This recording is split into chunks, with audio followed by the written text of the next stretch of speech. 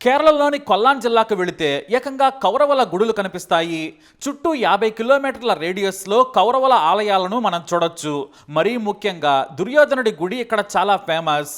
కురువంశం వారు గత కొన్ని శతాబ్దాలుగా కౌరవులే తమ ఆరాధ్య దైవంగా కొలుస్తున్నారు.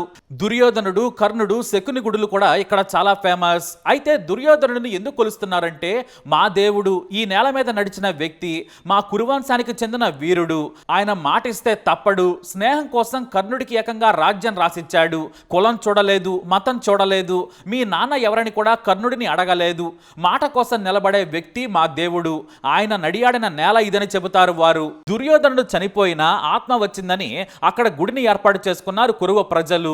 కానీ ఆ ఆలయ గర్భగుడిలో ఎలాంటి విగ్రహం ఉండదు.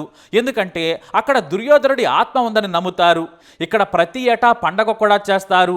వేలాది మంది కురు ప్రజలతో పాటు ఇతరులు కూడా వచ్చి పూజలు చేసి కళ్ళు, చికెన్, మద్యం కానుకలను స్వామికి నైవేద్యంగా పెడతారు. తమను కాపాడమని, దుష్టశక్తి నుంచి రక్షించమని పూజలు చేస్తుంటారు. ప్రతి ఏటా వేలాది మంది ఇక్కడికి వచ్చి పూజలు చేసి వెళుతుంటారు. చాలా గొప్పగా వేడుకలు చేసుకొని దుర్యోధనుడికి మొక్కుతుంటారు జనం. ప్రతి శుక్రవారం ఇక్కడ జాతరలా సాగుతూ ఉంటుంది. ఎందుకంటే వచ్చే శుక్రవారం మీ దగ్గరకు వస్తానని చెప్పిన దుర్యోధనుడు తిరిగి రాలేదు, కానీ ఆత్మ వచ్చిందని ప్రతి శుక్రవారం దేవుడి రోజున నమ్ముతారు భక్తులు.